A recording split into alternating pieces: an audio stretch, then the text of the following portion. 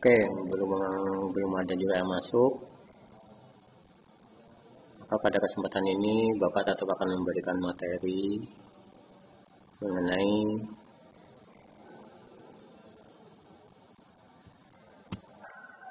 mengenai perawatan berkala kendaraan. Yang ini penting kalian pahami sebagai bekal kalian dalam hal menyiapkan diri sebagai seorang teknisi atau seorang montir kendaraan ringan khususnya. Nah, di sini yang paling banyak berperan adalah materi ini mengenai perawatan kendaraan, karena itu pasti akan dipakai setiap orang yang punya kendaraan, pasti akan melakukan perawatan. Kalau perawatannya dia benar, pasti dia tidak sampai mengalami terjadi kerusakan atau diperlukan perbaikan, kecuali namanya pemeliharaan. Oke ya, kita lihat dasar-dasarnya apa sih mengenai pemeliharaan berkala tadi. Kita lihat materinya.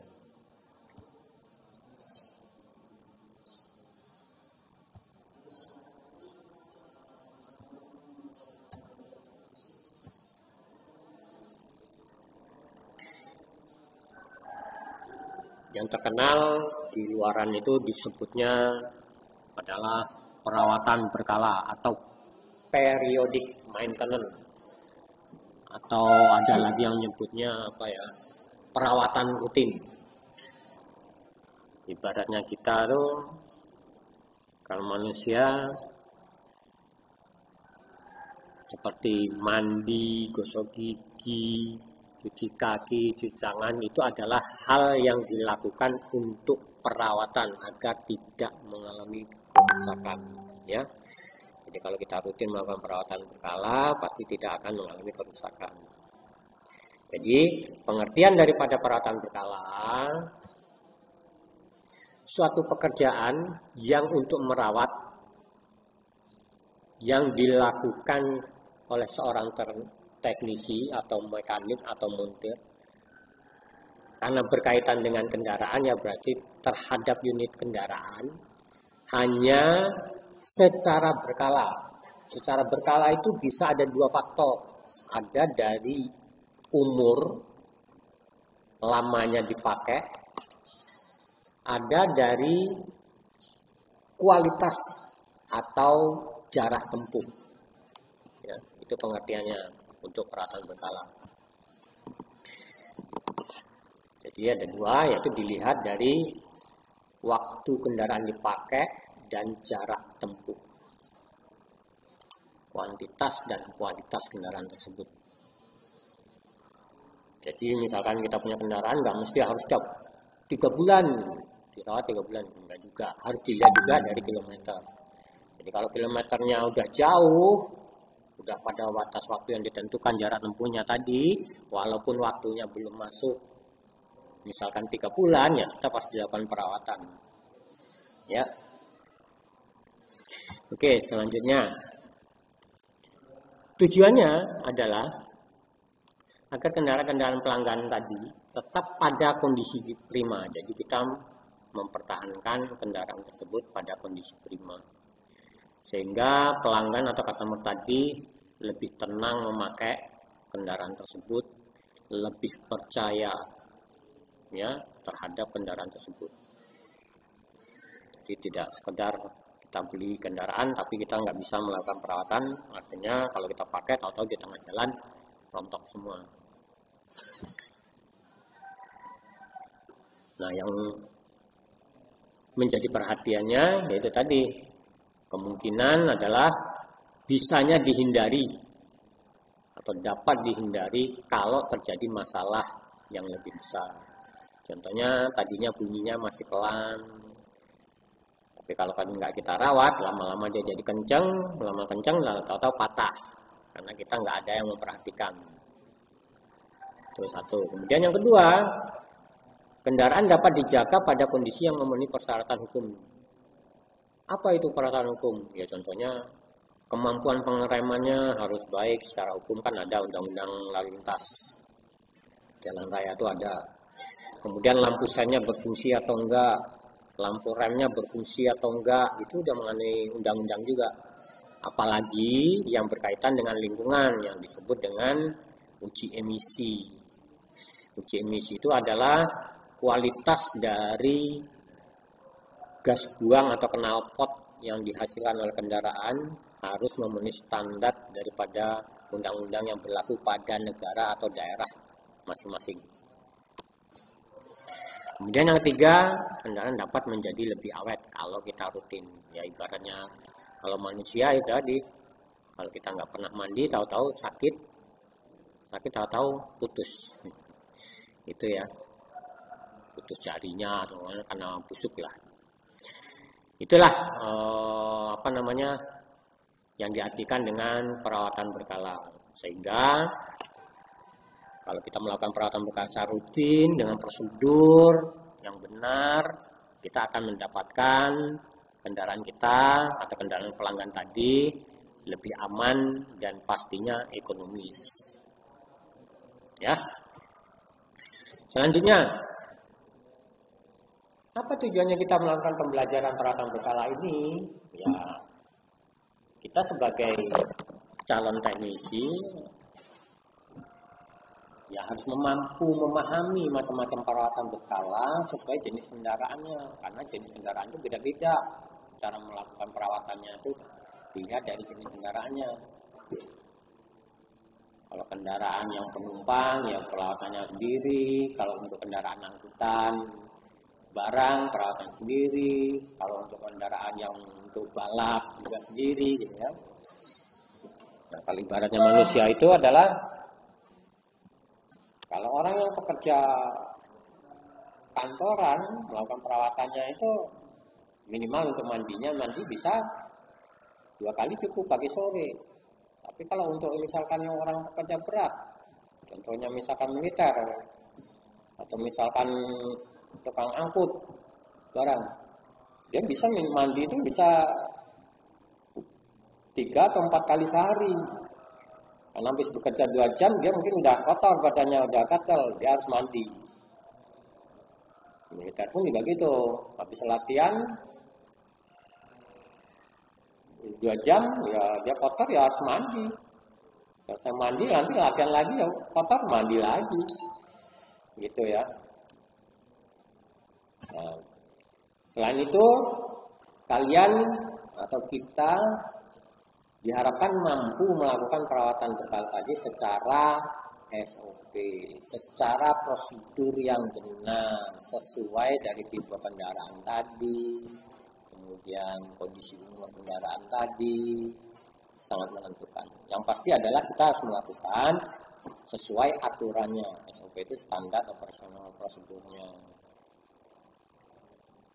Nah, jangan sampai salah, nih banyak kan ganti oli, bentar ganti, belum waktunya ganti udah ganti. Ya nggak apa-apa, kan duitnya banyak nggak apa-apa, cuman tidak sesuai standarnya. Akhirnya efeknya apa? Adalah pemborosan bahan bakar minyak atau bahan pelumas, waktu, tenaga, peralatan, yang pasti adalah biaya terakhirnya jadi boros. Ya, itu yang kalian harus pahami. Kemudian kita harus mampu menggunakan peralatan kerja khususnya, karena kita bekerja mengerjakan peralatan berkala tadi pasti menggunakan peralatan kerja, nggak mungkin tidak. Peralatan kerja bentuknya apa aja? Ya macam-macam.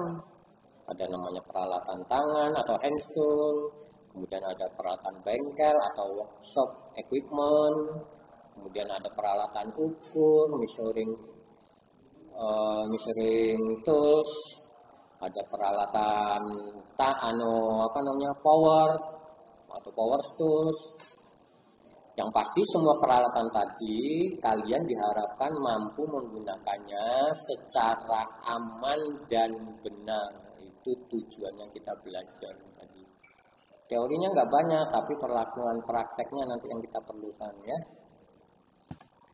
Selanjutnya adalah dengan kualitas dan waktu kerja yang sesuai diharapkan pelanggan. Jadi kualitasnya bagus, waktu kerjanya cepat, itulah yang diharapkan pelanggan. Ya, nah, jangan sampai kerjanya udah kualitasnya nggak bagus, waktunya lama, pasti pelanggannya nggak mau. Pelanggannya akan ngomel, nggak bakal bisa kita dapat duit dari itu. Oke ya, itu tujuannya kita melakukan perawatan berkala.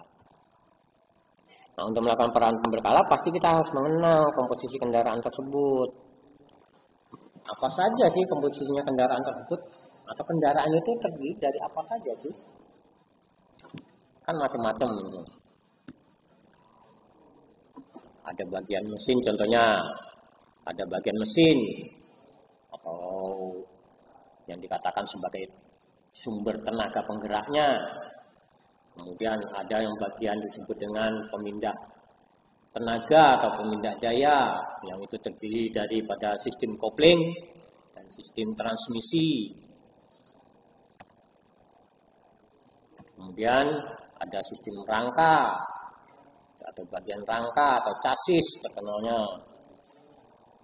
Nah, di situ dari rangka tadi ada juga beberapa sistem yang terdiri apa yang ada di situ. Antara lain ada sistem rem, sistem kemudi, sistem suspensi, sistem roda dan ban. Nah, yang pokoknya kalau kita melakukan pekerjaan atau melakukan bisnis, ambil tuh dua itu mengenai sistem rem. Ini diutamakan kita harus pahami, kita terampil dan kita lakukan kualitas, kita pelajari kualitas yang baik. Dan sistem roda ini udah cukup atau yang paling sering kita lakukan perawatan dan paling banyak menghasilkan duit. Ya, jadi kalau kita bisa melakukan dua ini tadi, sistem rem dan sistem roda ini aja, kita sudah bisa menghasilkan uang. Oke. Kemudian ada sistem kelistrikan atau bagian kelistrikan pada kendaraan itu. Nah, ini juga terdiri dari dua, sistem kelistrikan mesin dan sistem kelistrikan bodi. Karena sistem kelistrikannya adalah mendukung kerja daripada sistem-sistem yang ada pada kendaraan, sehingga kendaraan tadi bisa berjalan atau difungsikan secara baik dan aman. Kemudian yang kelima adalah sistem atau bagian daripada bodi. Gimana sistem bagian bodi ini tadi ya hanya sebagai pendukung aja ya. Sebagai pendukung bisa mengidentifikasi jenis kendaraan tersebut. Jenisnya apakah mau jenis penumpang kah, atau angkutan kah, atau sport kah, atau istilahnya ranger atau off-road kah, macam-macam. Itu dilihat dari bodinya. Jadi kalau kita di jalan kita lihat, oh ini ternyata mobil sport, oh ini ternyata mobil penumpang, oh ini ternyata mobil angkutan barang, kita tahu. Nah, kita harus mengenal dari bentuk bodinya. Apa aja bagian dari bodi? Nanti banyak gitu. Mulai dari plat bodinya, catnya, warnanya, kacanya, bentuknya, komposisi tempat, susunan tempat duduknya, itu juga termasuk bodi. Oke ya, itu bagian daripada kendaraan atau komposisi kendaraan. Bapak ulangin, jadi yang kita tekankan adalah kita memahami apa yang disebut dengan tenaga penggerak dan bagaimana cara kita melakukan perawatannya. Kemudian apa itu sistem rem dan bagaimana sistem rem dan bagaimana cara melakukan perawatan sistem rem. Yang penting adalah perawatan. Sama juga dengan sistem roda dan ban, ini sudah cukup. Yang lainnya karena tingkat kualitas barangnya itu sekarang cenderung lebih bagus, jadi tingkat kerusakannya atau maintenance-nya bisa lebih lama atau perawatannya lebih lama. Lanjut, bagian yang harus kita rawat pada semua jenis kendaraan. Ada dua bagian utama, yaitu bagian luar dan bagian dalam. Kita bahas dulu satu-satu. Bagian luar. Secara umum, bagian dari kendaraan atau bagian dalamnya dulu kita bahas ya. Secara umum, itu adalah bagian di mana manusia atau pemilik kendaraan itu melakukan aktivitas pada kendaraan tersebut. Jadi di bagian dalam yang berkaitan yang ada di dalam kendaraan. Jadi untuk si pengemudi atau si penumpang itu sendiri. Apa saja di situ di dalamnya isinya? Banyak. Salah satunya ada sistem lampu penerangan karena itu dikendalikan dari dalam. Kemudian ada sistem lampu peringatan, warning light itu lampu peringatan. Ada juga yang buzzer. Buzzer itu bukan lampu tapi suara, tapi fungsinya sama, peringatan. Jadi ada peringatan secara visual, ada peringatan secara audio. Peringatan secara visual namanya warning light, peringatan secara audio namanya buzzer. Kayak buzzer itu kayak misalkan kita nyalain lampu sen, itu nanti bunyi tit tit tit, itu nampaknya pakai buzzer. Tapi kalau lampu sen nyala kemudian di dalamnya ada menunjukkan kedipan lampu, itu namanya warning light. Kemudian ada horn, sistem horn. Sistem horn itu adalah klakson. Itu semua kayak tanda juga pada kendaraan tadi. Tapi fungsinya beda dengan warning light. Kalau horn itu fungsinya adalah untuk di luar yang berkepentingan dengan kendaraan tersebut, orang lain, maksudnya kendaraan lain atau orang lain atau di sekitarnya. Tapi kalau warning light buzzer itu adalah untuk kita sebagai penumpang maupun pengemudi, mengingatkan. Ya. Kemudian windshield glass itu adalah kaca. Kemudian windshield wiper washer itu adalah pembersih dan penyapu dari kaca. Jadi kaca itu kan bening, kadang kotor. Nah, itu harus dibersihin. Namanya disapu wiper. Nah, dibersihin, kadang perlu dipel juga, namanya washer, dicuci. Ya. Jadi ada juga sistem penyapu pembersih. Ya, ada airnya, namanya washer. Kalau yang keluar airnya itu namanya windshield washer. Kalau yang untuk menggerakkan nyapunya itu adalah wipernya. Windshield defroster. Ini adalah untuk anti kabut, tapi ini untuk Indonesia jarang dipakai. Ini adalah kalau misalnya kaca tadi itu muncul kabut, nanti dia akan bisa untuk melakukan penghilangan kabut tadi menggunakan defroster tadi. Kalau terkenalnya defogger. Kemudian review inner mirror, bagian kaca depan, bagian dalam kaca mirror, spion dalam. Ya, spion dalam. Itu biasanya di tengah kalau kalian pernah lihat. Ya. Nanti kita praktekkan bagaimana cara nyetelnya, bagaimana cara melihatnya, melihat fungsinya. Selanjutnya bagian sun visor. Sun visor itu yang di atas kepala pengemudi atau penumpang depan itu ada yang ngaplek.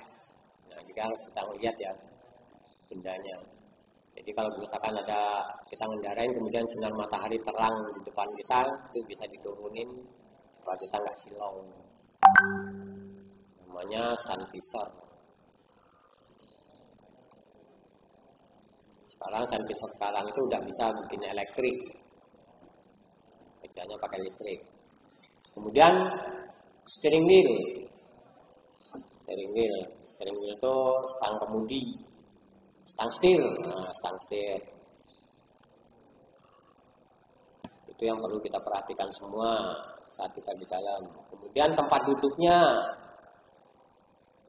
atau seat. Tempat duduk itu nanti fungsinya bagaimana? Kita lihat. Harus bisa disetel, diamanin sesuai penumpangnya atau postur daripada penumpangnya. Kemudian seat belt itu sabuk pengaman. Terkenalnya itu juga harus diperiksa untuk bagian dalam kendaraan tadi. Kemudian akselerator pedal akselerasi atau pedal gas. Kemudian pedal kopling. Nah, yang penting di sini adalah pedal rem. Ini harus kita periksa.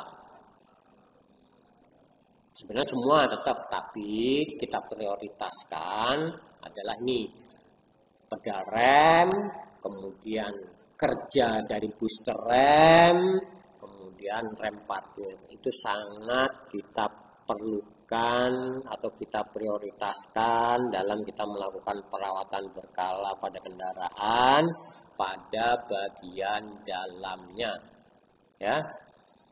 Oke, selanjutnya kita bagian luar.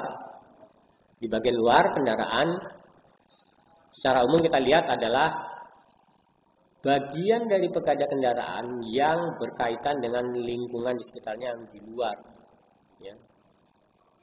Yang artinya itu kadang si pengemudi atau penumpang tadi tidak tahu, tidak bisa melihat dari dalam. Itu pertama bagian roda dan ban, wheel dan tire, wheel and tire. Kemudian wheel nut, mur rodanya, itu juga kita harus periksa. Kemudian bannya kita rotasi. Rotasi itu artinya kita putar, bukan putar itu diputar-putar ngelilingin, itu enggak. Artinya adalah dipindah tempatkan. Itu wajib diikutin sesuai prosedurnya dari pabrikannya atau dari produsennya. Tapi rata-rata umumnya kendaraan tersebut adalah tiap 10.000 km sekali, atau bisa dikatakan 6 bulan sekali harus kita rotasi. Tujuannya supaya ban tersebut kondisi keausannya itu bisa merata. Kemudian windshield wiper blade. Windshield wiper blade itu sapunya dari penyapu kaca tadi, karet penyapu kaca. Itu kita harus periksa juga. Kemudian kebocoran minyak rem dan kopling kalau dia koplingnya manual dan sistemnya sistem hidrolik. Jadi kita periksa kebocoran fluida atau minyaknya tersebut. Kemudian pintu-pintu dan engselnya itu kita periksa juga. Kemudian ada bagian pemeriksaan berikutnya yang paling sih pada bagian termasuk bagian luar kendaraan yang disebut dengan underhood. Di mana underhood tadi ada bagian dari bawah kendaraan, kolongnya lah bahasa umumnya. Jadi selain dari luar, bagian luar yang bisa dijangkau, terus juga ada bagian luar yang di bawah kendaraan yang disebut dengan underhood tadi. Pengertiannya itu. Jadi bagian kendaraan yang adanya di bawah kolong kendaraan itu juga harus tidak boleh atau tidak boleh tertinggal atau luput dari pekerjaan kita dalam hal perawatan kendaraan. Apa aja itu? Ya, mulai dari underhood. Underhood itu ruang mesin, undercarrier ya lupa. Pertama di bagian yang washer fluid. Washer fluid cairan untuk pencuci kaca atau washer. Dilihat jumlahnya, dilihat kualitasnya. Kemudian kualitas dari engine coolant dan kuantitasnya. Engine coolant itu adalah air pendingin. Itu dilihat juga dari underhood atau ruang mesin. Kemudian radiator, selang-selangnya bocor atau tidak. Kemudian baterai itu kita lihat ada beberapa faktor, tapi terutama yang paling gampang adalah dilihat dari jumlah cairannya dulu, karena baterai mobil itu adalah menggunakan baterai basah atau lead acid namanya ya. Baterai basah, jadi dia menggunakan cairan elektrolit, di mana cairan elektrolit tadi volumenya harus cukup. Selain volume, baterai tersebut juga dilihat dari kualitas berat jenisnya itu tadi atau volumenya tadi, elektrolitnya tadi. Dilihat menggunakan yang namanya alat yang disebut dengan hidrometer, berat jenisnya umumnya. Selain itu juga dilihat tegangan baterainya, kemudian dilihat rumahnya, kotaknya retak, bocor atau tidak, kemudian ventilasinya tersumbat atau tidak, tutupnya. Kemudian lanjut adalah jumlah dari minyak rem atau brake fluid. Ya, ini sangat perlu karena menyangkut sistem rem. Selain jumlahnya juga dilihat dari kualitasnya, sehingga kita diminta untuk mampu membedakan, melihat, melacak atau melihat daripada kualitas minyak rem tersebut. Kemudian penggerak, sabuk penggerak atau drive belt, engine drive belt. Karena mobil-mobil tersebut dalam mesinnya pasti ada sistem yang bekerja sesuai dengan kerja mesin, yang dimana tenaga geraknya tadi diambil dari tenaga mesin dan diberikan atau melalui perantara yang disebut dengan drive belt. Itu juga harus diperiksa. Bagaimana cara meriksanya? Nanti ada di lapangannya, kita praktekkan ya. Kemudian jumlah atau kuantiti dari oli mesin, itu yang disebut dengan level engine oil. Masih cukup enggak jumlah olinya? Tapi bukan hanya sekadar jumlah oli, kita juga harus bisa mengetahui kualitas oli tersebut bagaimana, masih bagus atau tidak. Itu juga termasuk dalam pemeriksaan pelumas mesin. Kemudian juga pelumas dari transmisi atau yang terkenal disebut dengan transmission fluid. Itu juga sama, dilihat dari jumlahnya dan kualitasnya. Dan kemudian untuk transmisi manual maupun otomatis sama, dilihat daripada jumlahnya dulu baru kualitasnya. Yang terakhir yang disebut dengan sistem exhaust. Sistem exhaust itu adalah sistem gas buang. Ya, itu juga harus menggunakan alat nantinya yang disebut dengan mesin uji emisi. Oke, satu-satu kita bahas bagian mesin dulu, yang pada posisi under hood namanya. Itemnya apa aja? Ya, tadi udah kita singgung. Pertama adalah periksa drive belt, kemudian periksa businya. Busi itu adalah spark plug. Periksa baterainya, kemudian periksa air cleaner atau saringan udaranya, atau juga sampai bisa juga diganti. Dalam hal proses pemeriksaan air cleaner atau filter tadi, bisa diperiksa, dilihat secara visual, juga bisa menggunakan alat ukur, diuji. Kemudian setelah belum diperiksa atau diuji, itu juga harus dilakukan pembersihan namanya. Kemudian kalau diuji tadi dia mengatakan udah bagus, baru kita ganti. Bagaimana cara gantinya? Jadi kita harus ada tahu prosedurnya. Kemudian untuk oli mesin dan filternya juga harus kita periksa. Bila mana perlu harus diganti kalau memang itu sudah waktunya. Tapi sebelum kita ganti pun kita harus lihat dulu kondisinya. Kalau kondisinya tadi tercemar, material yang lain itu harus kita cari dulu. Kenapa material tersebut bisa masuk pada sistem pelumas tersebut, harus dicari tuntas dulu. Kemudian pemeriksaan sistem pendingin atau engine coolant, air pendingin. Kemudian bisa sampai juga dilakukan penggantian, bukan hanya sekedar diperiksa, ya bisa aja diganti. Kalau periksanya itu kan bisa ada periksa kebocorannya, diperiksa tercemarnya, itu juga bisa diperiksa juga temperaturnya, bisa diperiksa visual kotor atau tidaknya. Nah, kemudian kalau memang udah layak untuk diganti atau diputuskan untuk diganti sesuai standar, harus dilakukan penggantian pun secara SOP yang benar. Kemudian pemeriksaan gasket tutup tutup tangki, karena ini adalah mempengaruhi lingkungan.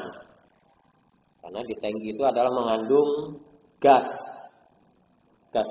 yang beracun, dan itu tidak boleh keluar ke udara bebas.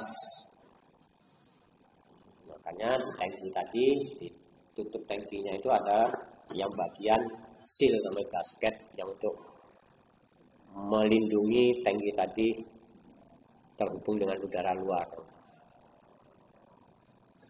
Kemudian pemeriksaan fuel line, sambungan-sambungan atau jalur dari sistem bahan bakar, ya, maupun jalur-jalur atau selang-selang untuk sistem ventilasi atau pembuangan gas daripada sistem bahan bakar tersebut.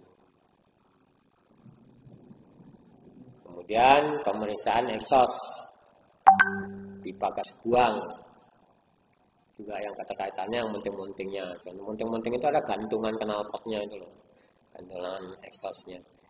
Kalau gantungan knalpotnya tadi dia keras atau mati atau putus, maka akan menimbulkan getaran atau bunyi yang bisa dirasakan sampai di ruang penumpang, yang akan mempengaruhi kenyamanan berkendara.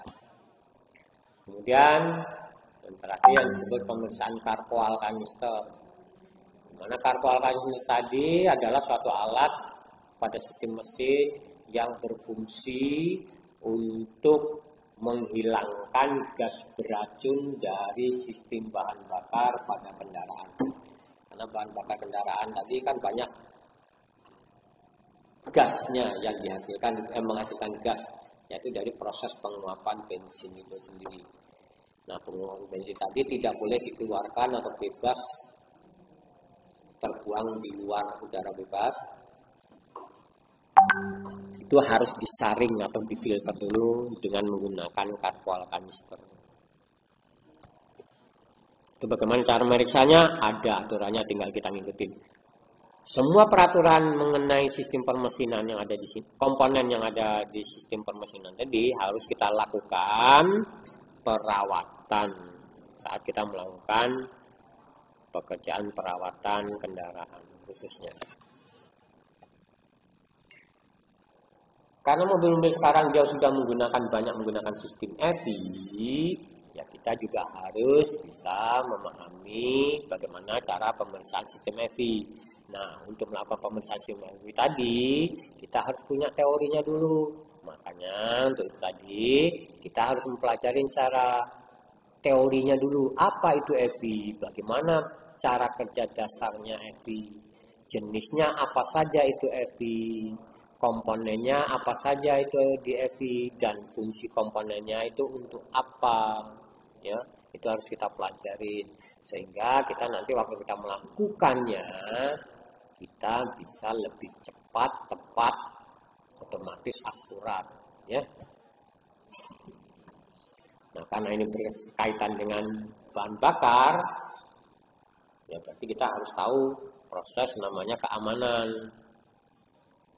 Ya, namanya langkah pencegahan. Paling enggak itu misalkan contohnya kita bekerja pada ruang kerja yang bersih, bersirkulasi. Tujuannya adalah untuk menjaga kesehatan kita.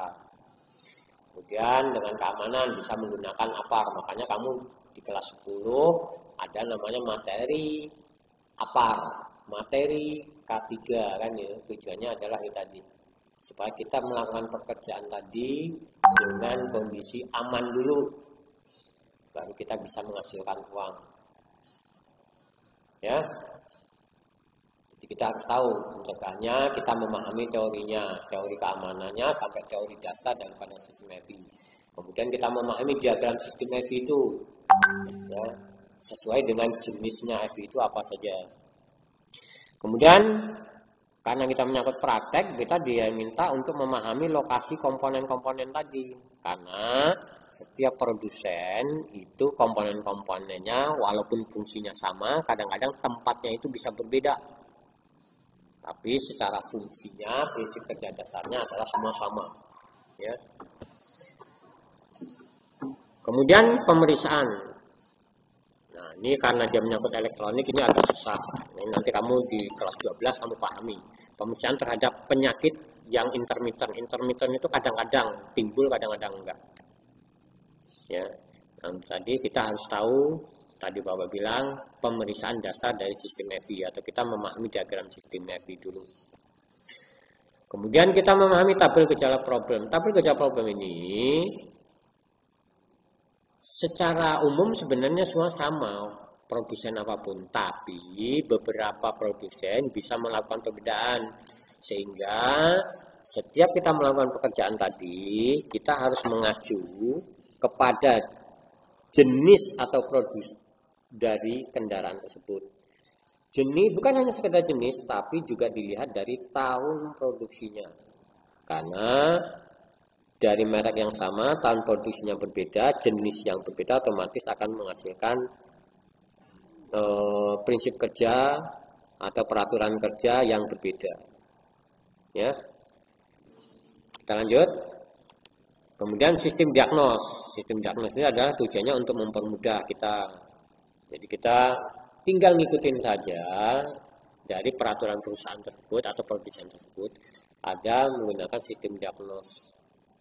Dan itu ada di sistem buku repair manual atau buku OMM, Owner Manual Procedure, Maintenance Procedure.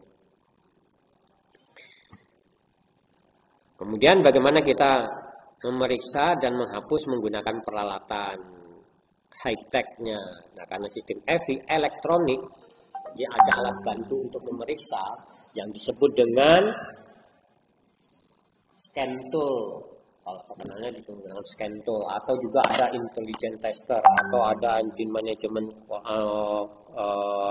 engine management controller atau inspection, macam-macam jenisnya. Nah, itu adalah kita harus menggunakan bahasa kode. Kodenya yang disebut dengan terkenalnya DTC, Diagnose Trouble Code. Jadi dari penyakit itu akan timbul kode yang untuk kita gunakan sebagai mendiagnos, memperkirakan kerusakannya itu apa. Kita dibantu oleh alat tersebut yang disebut dengan scan tool. Kemudian kita juga harus mampu menggunakan scan tool tadi dalam hal proses pembacaan data yang ada dan melakukan active test-nya. Active test itu adalah mensimulasikan kerja dari mesin melalui peralatan scan tool tersebut. Jadi dikontrol melalui scan tool tersebut. Itu hanya untuk membantu mendeteksi, ya. Oke, kemudian bagian kedua yang disebut dengan bagian pemindah daya. Itu juga harus kita pahami, kita kenali lah dulu secara umum apa itu pemindah daya pada kendaraan. Yaitu suatu sistem atau bagian dari kendaraan yang berfungsi untuk meneruskan tenaga yang dihasilkan oleh sumber tenaga penggerak. Tenaga penggerak, ya, tenaga penggerak. Jadi mesin menghasilkan tenaga penggerak. Nah, tenaga tersebut harus diteruskan ke bagian yang digerakkan. Kebetulan kalau mobil yang digerakkan adalah rodanya untuk memindahkan kendaraan tersebut. Nah, untuk memindahkannya tadi ada bagian yang disebut dengan sistem kopling. Selain sistem kopling itu tadi untuk fungsinya untuk memutus dan menghubungkan sumber tenaga penggerak mesin dengan bagian yang digerakkan roda. Ya, itu intinya kopling. Kopling pun juga nanti jenisnya macam-macam. Ada yang jenis manual, ada yang otomatis, ada yang semi otomatis. Nah, sekarang tuh di era udah masuk di era otomatis.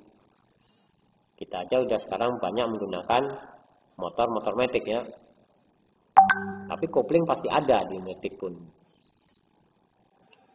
Kemudian ada juga yang disebut dengan kopling semi otomatis. Oke, selanjutnya ada pemindah tenaga atau pemindah daya yang lain yang disebut dengan sistem transmisi. Di mana pengertiannya sistem transmisi tadi umumnya adalah mentransmisikan atau meneruskan tenaga mesin ke bagian tenaga yang digerakkan, itu roda. Letaknya adalah setelah kopling. Jadi mesin, kopling, transmisi, baru roda. Nah, transmisi pun fungsinya secara umum adalah tadi sudah meneruskan tenaga gerak dari mesin ke roda-roda, dan juga untuk memperbesar atau memperkecil momen dari mesin tersebut. ya dari yang dihasilkan oleh mesin tersebut. Selain itu juga dia bisa berfungsi untuk merubah arah putaran dari tenaga yang digerakkan, tenaga penggeraknya. Jadi tenaga yang diteruskan tadi bisa diputar balik, di arah balikan. Contohnya saat kita mundur, arah putarannya dibalik sama dia. Nah, itu letaknya ada di transmisi. Kemudian bagian ketiga yang disebut dengan bagian ketiga kendaraan yang disebut dengan chassis. Secara umum kita lihat apa aja sih yang ada di sistem chassis. Pertama adalah sistem setir. Itu juga harus dilakukan pemeriksaan. Nah, sistem setir ini apa aja komponennya? Banyak, sesuai dari jenisnya sistem setir tersebut. Karena sistem setir tadi jenisnya juga macam-macam.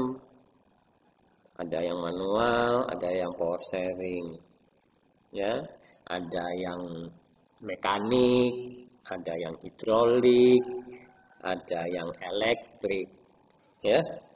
Itu juga harus kita kenal. Kita mengenali itu tadi, kita harus mengenal daripada produk tersebut. Kemudian ada pemeriksaan sistem ball joint dan dust cover. Kemudian ada pemeriksaan sistem transmisinya. Dan Excel tadi sama, dan Excel transmisi Excelnya tapi ya, contohnya misalkan kayak kopelnya, kayak Excelnya.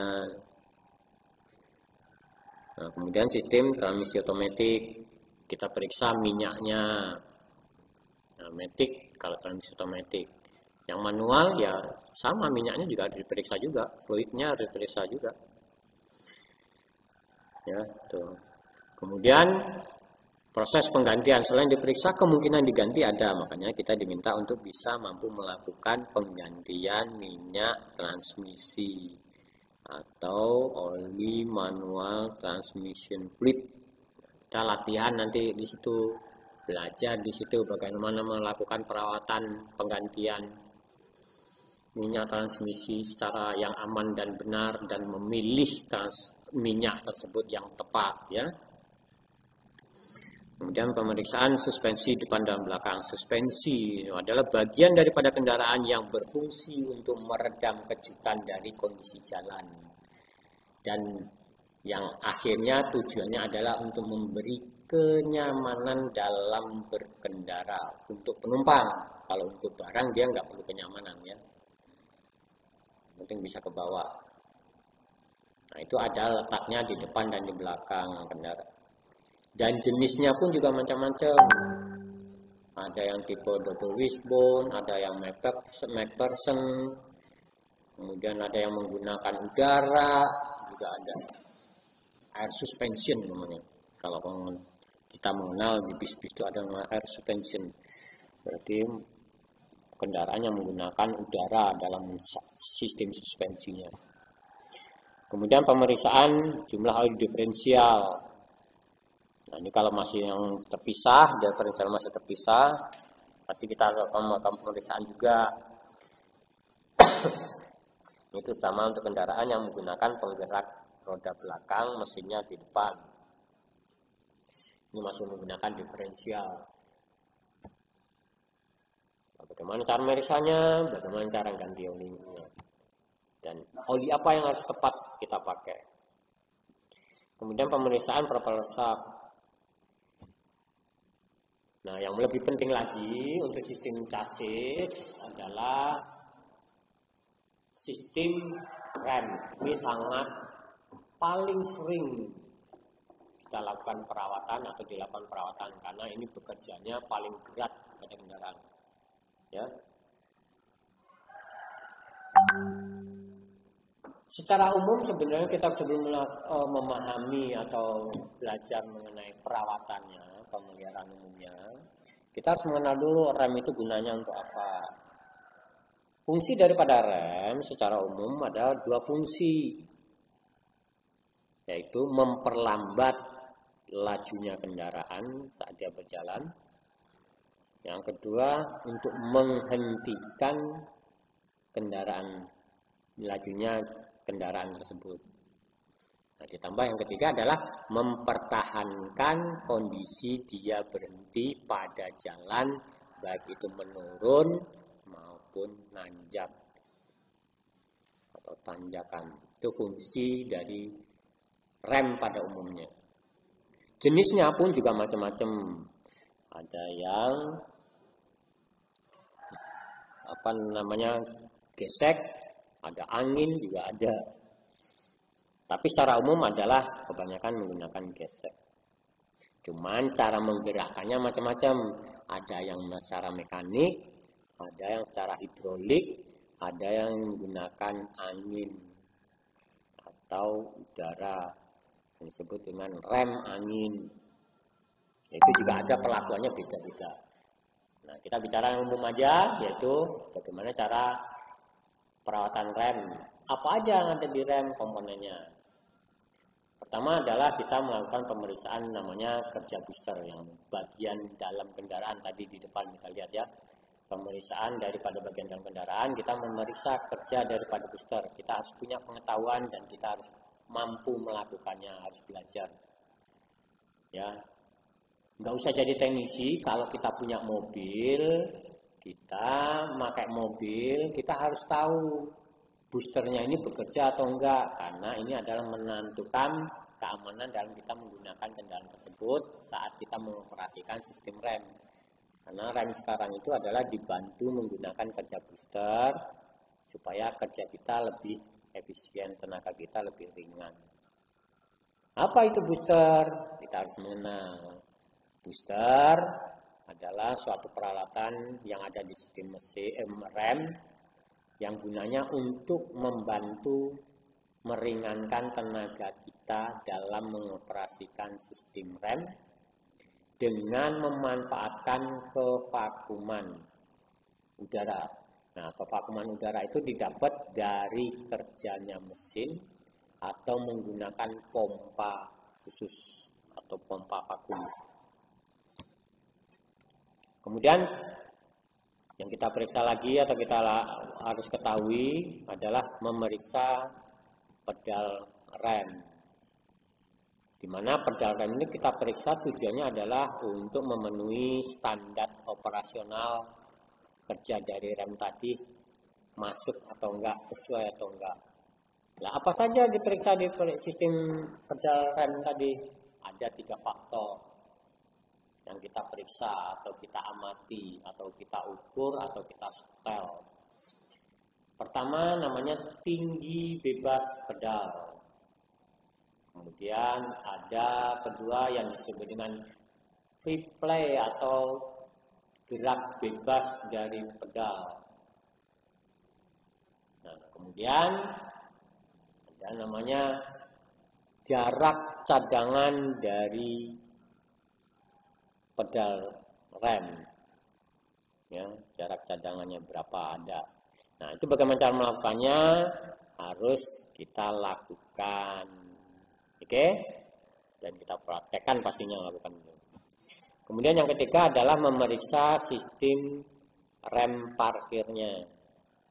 Mana fungsi rem parkir tadi gunanya adalah untuk membantu mempertahankan berhentinya kendaraan pada kondisi jalan baik turunan maupun tanjakan.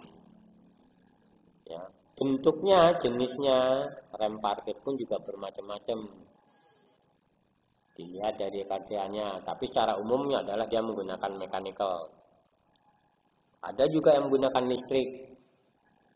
Ya, ada juga yang menggunakan angin, tapi secara prinsip kerjanya pasti ada mekaniknya. Ya. Yang umum untuk sistem rem parkir itu jenisnya, khususnya untuk kendaraan penumpang, dilihat dari tata letaknya ada beberapa jenis, yaitu ada yang jenisnya di dashboard namanya, dashboard di depan. Kemudian ada juga yang di lantai, floor, lever. Ada juga yang di bawah kaki, namanya foot. Handbrake, parking brake. Nah, pengoperasiannya ada menggunakan tangan, ada menggunakan kaki, ada menggunakan kaki doang, ada menggunakan tangan doang. Ada juga yang campuran tangan dan kaki. Ada yang hanya menggunakan tombol doang. Sekarang itu udah seperti itu. Untuk rem parkir kita cuma tinggal tekan tombol pakai satu jari aja. Itu yang menggunakan parking brake yang jenis elektrik. Kemudian pemeriksaan sang rem dan pipa saluran pipa. Dilihat dari kebocoran, ketidakwajaran, kebengkokan, atau kropos, atau retak. Nah, itu macam-macam, itu harus kita periksa. Nah, kemudian pemeriksaan brake lining. Karena dia sistem rem yang gesek, jenisnya ada untuk tromol dan piringan, itu kita lihat brake liningnya, permukaan geseknya. Baik itu di piringan maupun di drum brake-nya atau tromolnya itu kita periksa. Standarnya bagaimana? Yang ngikutin prosedurnya yang ada aja. Ya, kalau diceritain nanti nggak ketemu, biasanya gitu. Nah, kemudian pemeriksaan rem depan sama pemeriksaan rem belakang sama, intinya tadi sama, memeriksa brake liningnya, memeriksa kebocorannya, memeriksa bagian yang remnya, bagian yang di remnya itu ada. Nah, kemudian karena dia menggunakan sistem rem hidrolik, yang kita perhatikan juga otomatisnya adalah cairan dari sistem rem tadi, mulai dari jumlahnya maupun kualitas minyak rem. Oke, sampai di sini itu yang sangat mendukung atau sangat diperlukan untuk kita melakukan perawatan kendaraan pada umumnya. Pertama adalah sistem rem, sistem sumber tenaganya yang disebut dengan mesin. Itemnya apa aja nanti harus ada, kita tahu. Kemudian bagian sistem pemindah tenaganya yang disebut dengan sistem transmisi dan kopling, itu apa yang harus kita lakukan perawatan, kita harus tahu dan bisa melakukan. Kemudian sistem rangka atau chassis, di mana ada 3 sistem di situ yang bekerja, yaitu sistem rem, sistem suspensi, dan sistem setir. Di mana yang pokoknya di situ kita utamakan adalah sistem rem. Bagaimana cara melakukan pemeriksaan perawatan sistem rem. Kemudian itu yang bisa kita lakukan atau kita prioritaskan dalam hal kita melakukan perawatan berkala kendaraan. Sampai di sini mengenai materi singkat atau materi umum mengenai pemeliharaan berkala atau perawatan berkala kendaraan. Atas perhatiannya, Bapak ucapkan terima kasih. Assalamualaikum warahmatullahi wabarakatuh.